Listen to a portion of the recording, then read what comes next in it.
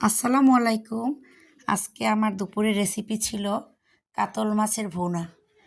রাইয়ান কালকে আমার সাথে বাজারে গিয়ে সবচেয়ে বড় কাতল মাছটা কিনেছে। তারপর এই যে কাটিয়ে বাসায় আনলাম। আনার পরে আজকে দুপুরে রান্না করব জন্য বের করে সুন্দর করে লবণ লেবু দিয়ে ধুয়ে ফ্রেশ করে নিয়েছি। এবার লবণ, হলুদের গুঁড়ো আর মরিচের গুঁড়ো দিয়ে সুন্দর করে আমি মাখিয়ে নেব। একদম হাতে মাখালে কিন্তু টেস্ট ভালো হয়। আমি কোনো রেসিপি দিচ্ছি না, এই সাধারণ ভুনা সবাই পারেন। তো অনেক সুন্দর করে আমি হাতে মাখিয়ে নিয়েছি। আমি একটা কুচকুচে কালো কড়াইতে তেল গরম করে নিয়েছি পরিমাণ মতো। এবার আমি মাছের টুকরোগুলো ভেজে নেব।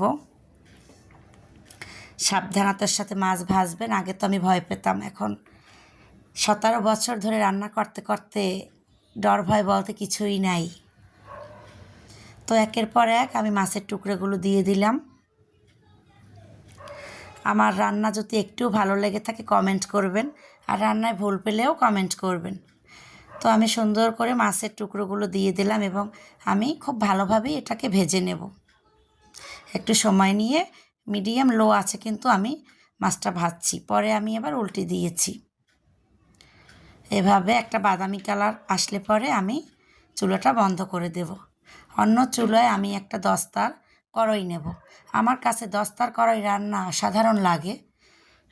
এবার পেঁয়াজ কুচি দিয়ে দিলাম। তেল দেওয়ার আগেই আমি পেঁয়াজ কুচিটা দেই, যাতে পেঁয়াজের পানিগুলো শুকিয়ে যায়। এবার পরিমাণ মতো তেল দিয়ে নিলাম। আমি তেল দিয়ে আমি কিছু কালো জিরে দিয়ে দিলাম, কিন্তু যদি আমি তেলের মধ্যে কালো জিরে দিতাম শুধু, তাহলে তেলের কালারটা অন্যরকম হয়ে যেত।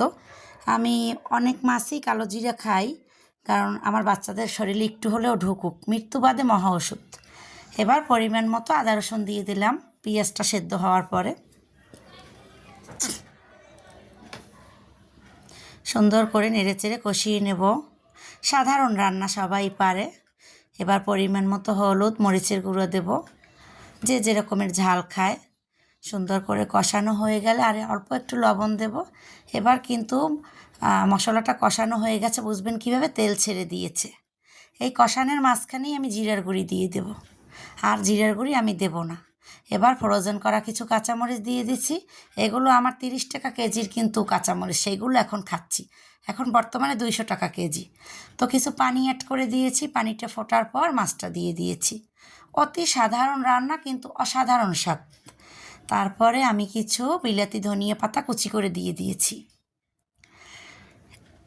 মানে সব মিলিয়ে অসাধারণ লাগে। সাধারণ রান্না কিন্তু অসাধারণ টেস্ট হয়।